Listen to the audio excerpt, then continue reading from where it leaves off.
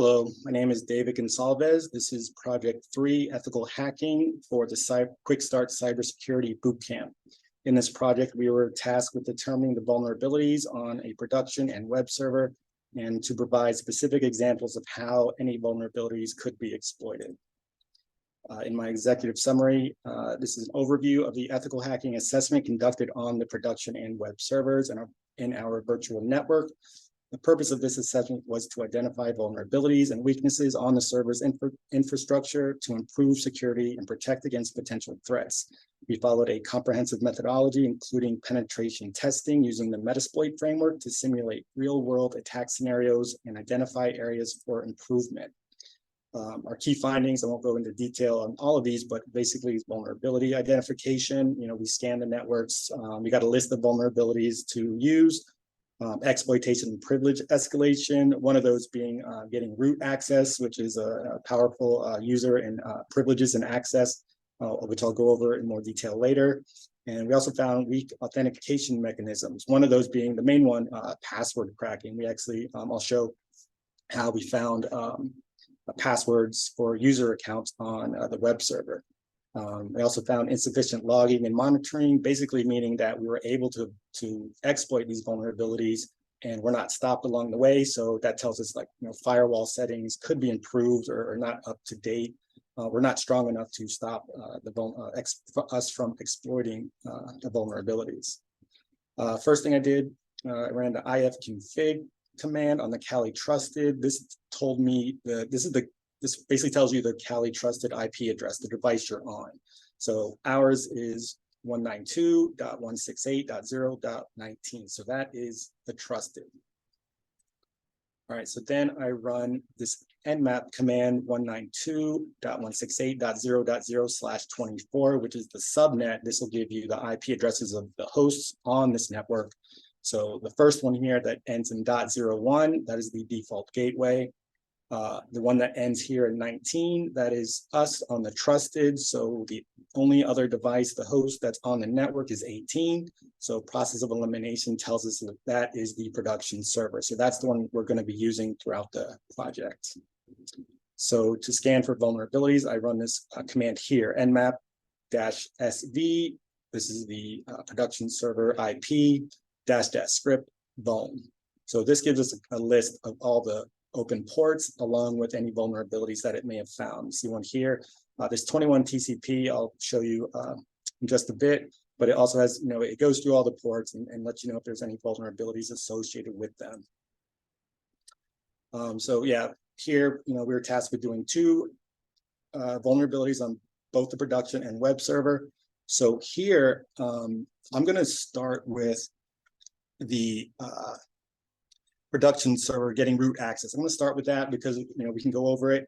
What I'll show through the steps is it'll be more familiar when you see the slides later. So I figure we go through this now, and then the slides throughout the presentation will be familiar, and we can kind of reference back to this process here. So I've already run these commands. I have this in my virtual machine and I have it paused right now just to save time, but it's alive. You'll see here it's running. So this is kind of waiting for the next command. So I've gone through everything. So first thing I did, ran the msf console command that opens Metasploit. That you see here. Here we go. And then you get this is the Metasploit command line. First thing I did was search for the VSFTPD. And then we find this vulnerability here. This is the one I'll be using to get the root access. So then here on the Metasploit command line, I run use 0, which is the index number here. You could also do use and then type this out, but use 0 is just a little bit quicker.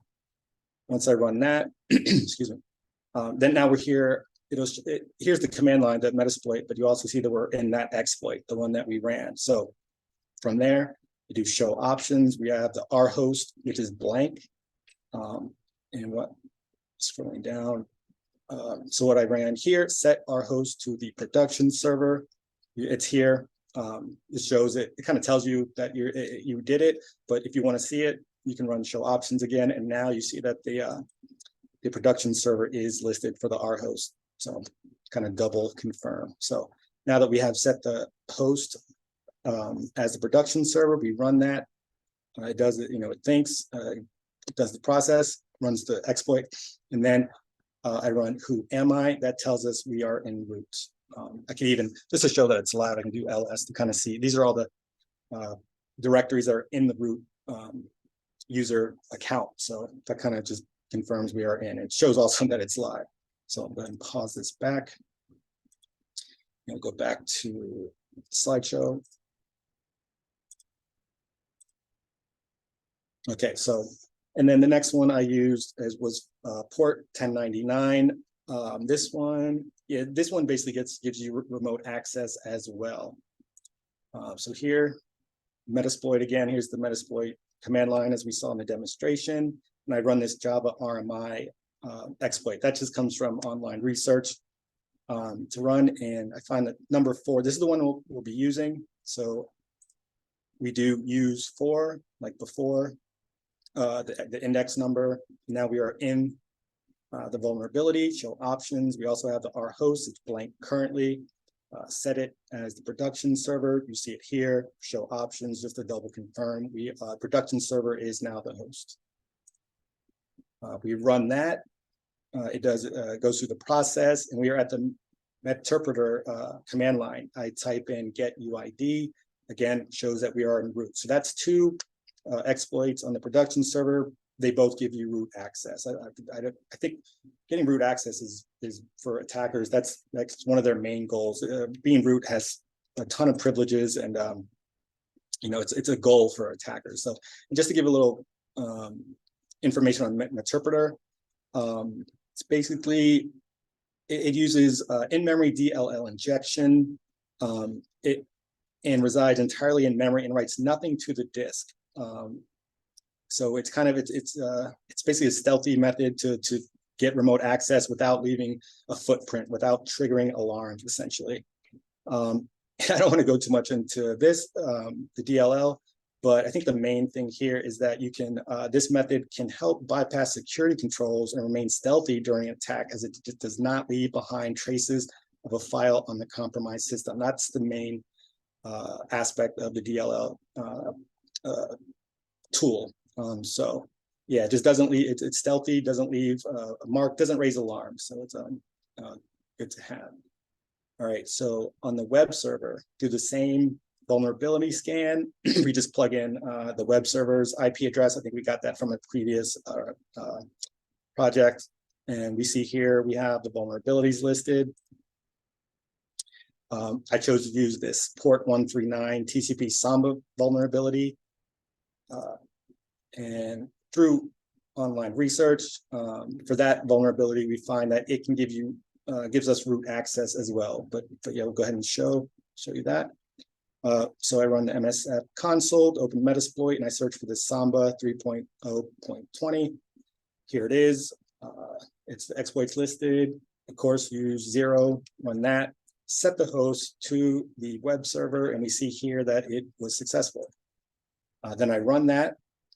As it's finished, we run who am I, and it shows that you are en route. So that's root for the web server, getting root access. And then furthermore, you can run the ls, you can list the files or directories under the root account, and then you can even run pwd, print working directory, to show that you are, in fact, you know, I'm sorry, I ran cd change directory to bin, and then you do print working directory, we show that we're in bin, just to show that it is effective, it is working. You know, being en route, you can navigate as you need.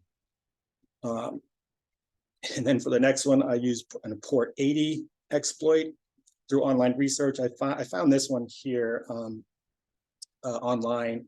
It was specific to port 80, and I just kind of typed it in rather than doing like a search on Metasploit. But so I just typed it in directly. Again, we do the show options. We have our host, it's blank. We set the host.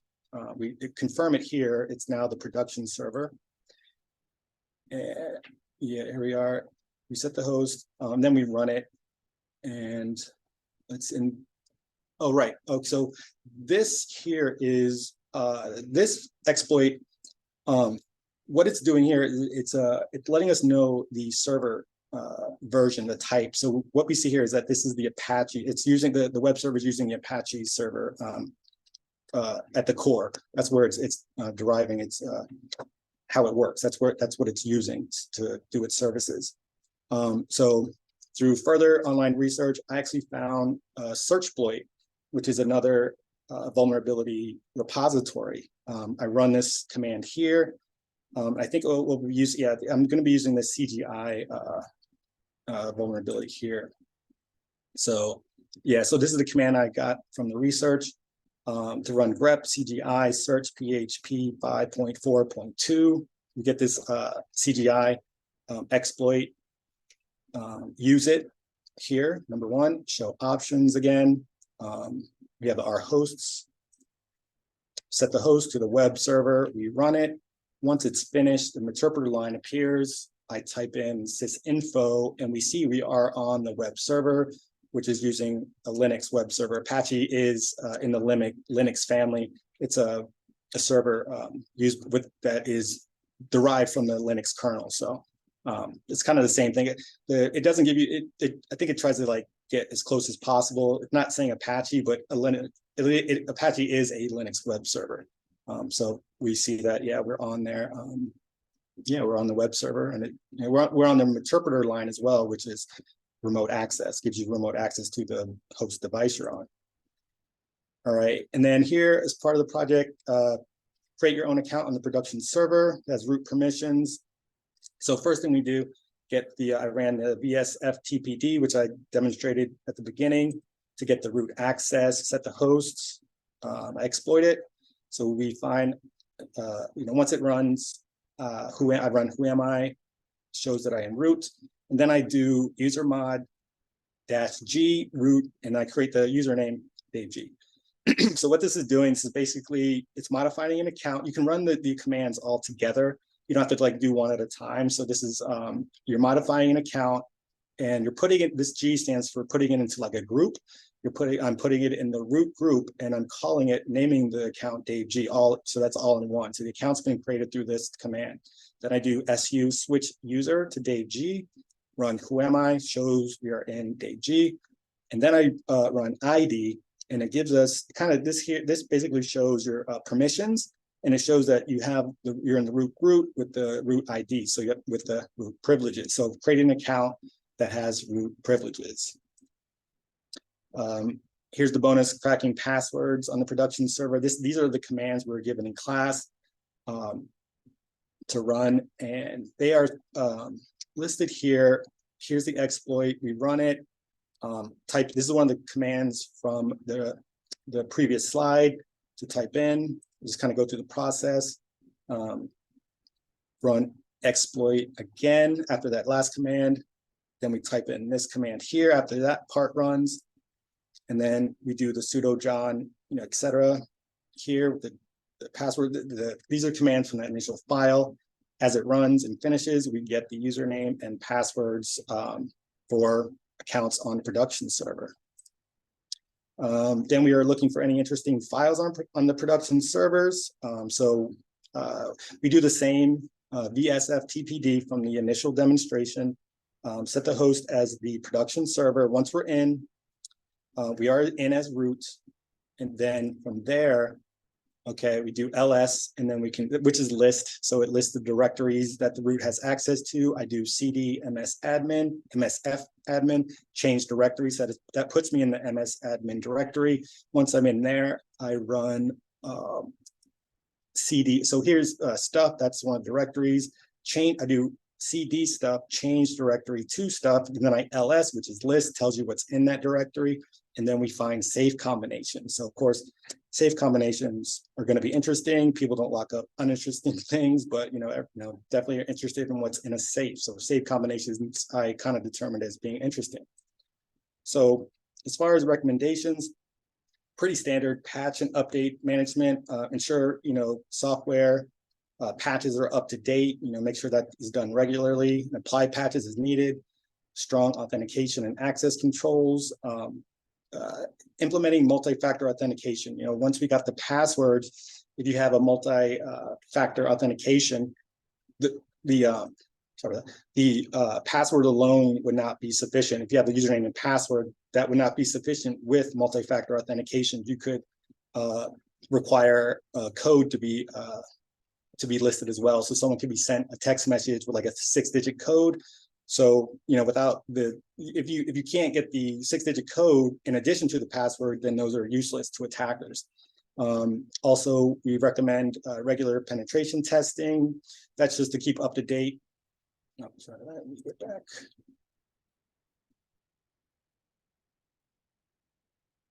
Sorry.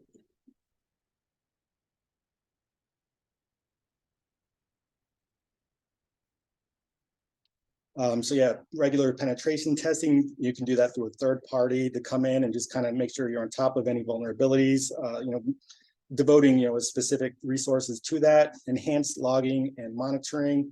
Since we're able to run these exploits with it didn't stop us along the way. So it might be in the company's best interest to implement intrusion detection systems.